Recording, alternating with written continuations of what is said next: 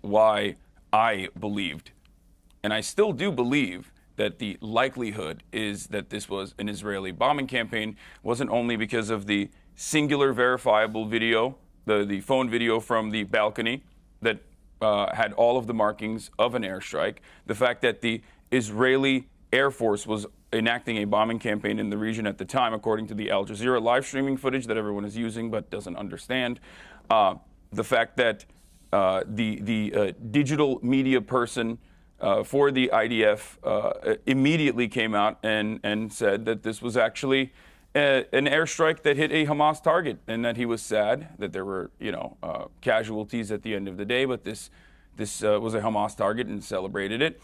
And more importantly, I guess, the fact that this hospital had been bombed by Israel. This hospital had been bombed by Israel on Saturday. 22 hospitals have, as a matter of fact, been bombed by Israel since this last saga in the occupation. And this hospital had been bombed directly by Israel, where the cancer ward was destroyed.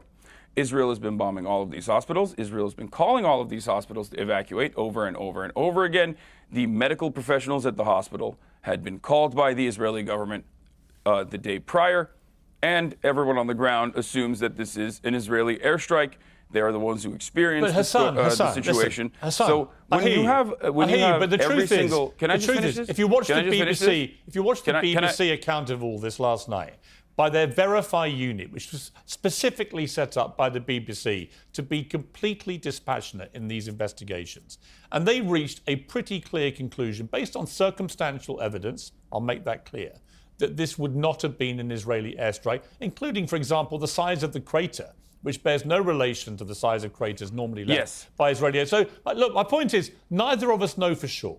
But you took to your airwaves immediately because actually your, I wouldn't even say unconscious bias, your admitted propagandist bias on your part was that you wanted that to be an Israeli airstrike. It suited your narrative. And I would say that that in itself, in its way, is being a stenographer. Well, you accuse me of being a stenographer. I try and be fair and get to the truth. In your case, I don't think you try to do that.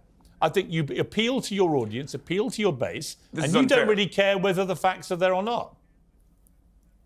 This is entirely unfair, because you just said circumstantial evidence favors that this was not an Israeli airstrike. Yeah. I gave you all of the circumstantial evidence that it does favor that this is an Israeli airstrike. The reason why, however, circumstantial evidence is not enough. And the one thing that I will concede to, because when more information did come out, and no, I do not mean when Israel said that they did not bomb this hospital and it was actually Hamas, and then they turned around and went, never mind, it's not Hamas, it's actually Islamic Jihad.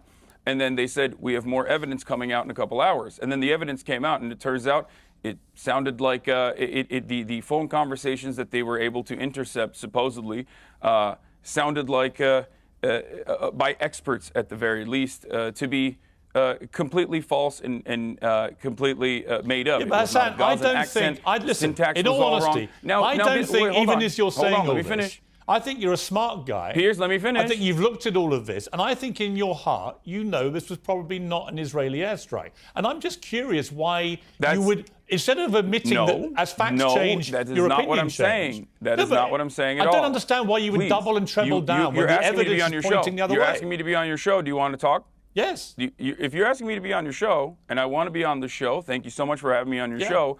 Let me explain exactly what I said, and let me explain to you why I think still, to this very moment, until there is a third-party investigation that is concluded by the UN, the International Criminal Court, or specifically a forensic analyst that looks at the situation, is allowed to be on the ground. This is not just my perspective. This is B'Tselem as well, which is an Israeli organization that has also demanded a third-party investigation occur.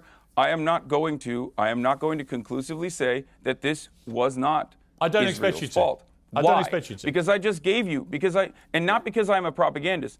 As far as me being a propagandist goes, everyone is a propagandist. I'm just honest about it. You're a propagandist. We have our biases. I'm curious who you think I'm a propagandist for. Honest about my biases. Who do you think I'm a propagandist for? Who do I think you're a propagandist for?